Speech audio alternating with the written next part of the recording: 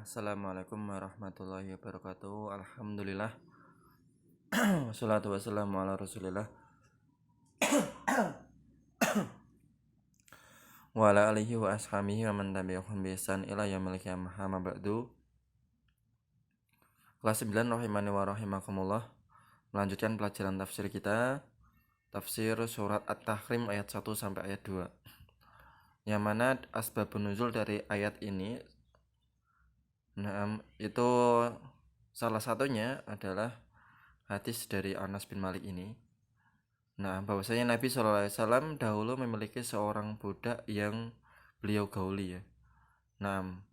Kemudian istri-istrinya cemburu terhadap budak tersebut dan menyatakan ketidaksukaannya. Mereka adalah Aisyah dan Hafsah radhiyallahu anhuma. Sampai akhirnya Rasulullah SAW mengharamkan budak tersebut. Di salah satu literatur nama budak tersebut adalah Ummu Ibrahim. Ummu Ibrahim itu berarti Maria Kiptiyah. Jadi Aisyah dan Hafsah ini tidak suka kalau Nabi SAW menggauli budaknya. Padahal Allah Subhanahu wa taala menghalalkan itu. Kemudian Nabi SAW karena ingin membela istrinya, lebih berat condong ke istrinya, maka Nabi SAW mengharamkan budak tersebut dan mengikuti kemauan dari Aisyah dan juga Hafsah radhiyallahu anhuma. Kemudian turunlah ayat ini yang menegur Nabi SAW. Kenapa Nabi SAW mengharamkan apa yang Allah halalkan bagi Nabi SAW? Allah Subhanahu wa taala mengatakan, a'udzubillahi minasyaitonirrajim. Bismillahirrahmanirrahim. Ya ayuhan nabiyyu lima tuharrimu ma ahlallahu lak tabtagi maradata azwajik wallahu ghafurur rahim. Wahai Nabi, mengapa kamu mengharamkan apa yang Allah halalkan bagimu? Mengapa kamu mengharamkan budak yang telah Allah halalkan bagimu? Kau mencari kesenangan hati istri-istrimu, dan Allah Subhanahu wa taala Maha Pengampun lagi Maha Penyayang.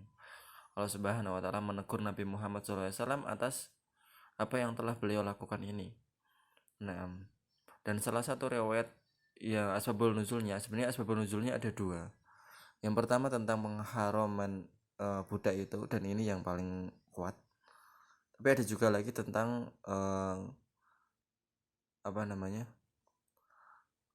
minumnya madu Rasulullah SAW di rumah Zainab binti Jahsy. Jadi Rasulullah SAW ketika gilirannya berada di rumah Zainab binti Jahsy, Zainab menyuguhkan madu. Kemudian istri-istri yang lainnya merasa cemburu ya, Aisyah dan juga Hafsah juga. Kemudian Aisyah dan Hafsah mengumpulkan istri-istri yang lainnya untuk mengatakan kepada istri-istrinya itu, jika telah selesai Rasulullah SAW dari rumahnya Aisyah, dari rumahnya Zainab binti Jahsy, kemudian tiba di salah satu giliran kita istri yang lainnya, maka katakanlah kepada Rasulullah SAW, apa istilahnya dalam bahasa Arab? Engkau habis minum apa ya Rasulullah? Kok baunya nggak enak? Intinya seperti itu. Sebenarnya itu hanya ungkapan agar ketidaksukaannya istri yang lainnya, kecemburuan dari istri satu ke istri yang lainnya. Akhirnya Rasulullah SAW mengharamkan minum madu bagi dirinya, terkhusus madu yang diberikan oleh Zainab binti Jahsy. Itu pendapat yang kedua. Tapi pendapat yang pertama, itu lebih rajih insyaallah taala. Qad faradallahu lakum tahillata imanikum wallahu maulakum wa huwal alimul hakim. Sesungguhnya Allah Subhanahu wa taala mewajibkan kepadamu sekalian membebaskan diri dari sumpahmu, dan Allah adalah pelindung kalian. Dia Maha mengetahui lagi Maha bijaksana. Rasulullah SAW bersumpah untuk tidak menggauli budaknya. Tetapi Allah Subhanahu wa taala membatalkan sumpah tersebut. Ini kok meloncat sendiri? Ya Allah.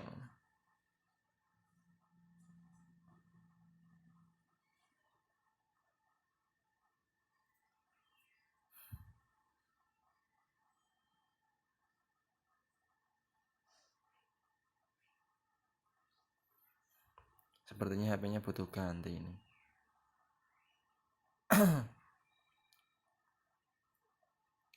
Dan Allah Subhanahu wa taala Maha menolong dan Ia mengurusi semua urusan kalian, mengetahui dan memperbaiki kalian. Naam.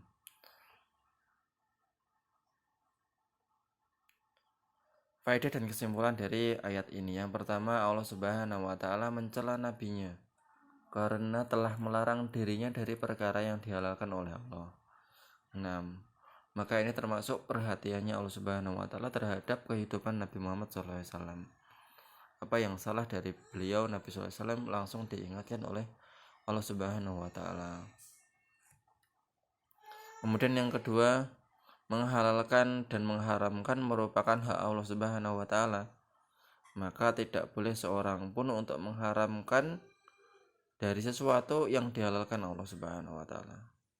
Nah, kecuali ada perkara yang dianggap dan dimaklumi ya. Seperti ya, karena untuk pengobatan, misalnya orang kamu darah tinggi kamu nggak boleh makan ini, maka dia diharamkan sama dokter untuk makan itu. Sebenarnya itu bukan pengharaman, halal mas ya. Dia tetap meyakini itu halal, cuman dia berlepas diri dari makanan tersebut karena memudaratkan dirinya, maka ini tidak masalah. Nah, yang ketiga, termasuk rahmat Allah Subhanahu wa taala adalah disyariatkannya penghapusan sumpah. Nah, sebagaimana Rasulullah SAW tadi bersumpah, maksudnya dia berkeyakinan, berazam pada dirinya untuk tidak menggauli budaknya. Tetapi Allah Subhanahu wa taala menyuruh untuk menghapus sumpah tersebut dan menggauli budaknya kembali. Yang keempat, Rasul SAW adalah manusia biasa. Terjadi sebagaimana yang terjadi pada manusia, mencintai, membenci, serta marah kepada istri-istrinya. Terjadi juga apa yang terjadi dengan istrinya, maksudnya apa yang sering terjadi dengan istrinya itu juga terjadi pada Rasulullah SAW. Yang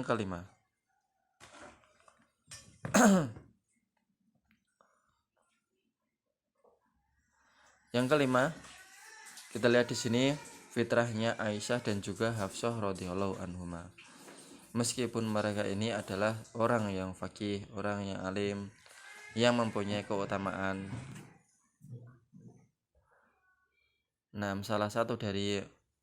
Salah dua dari istri-istri Nabi Shallallahu Alaihi Wasallam yang dijamin Nabi Shallallahu Alaihi Wasallam masuk surga.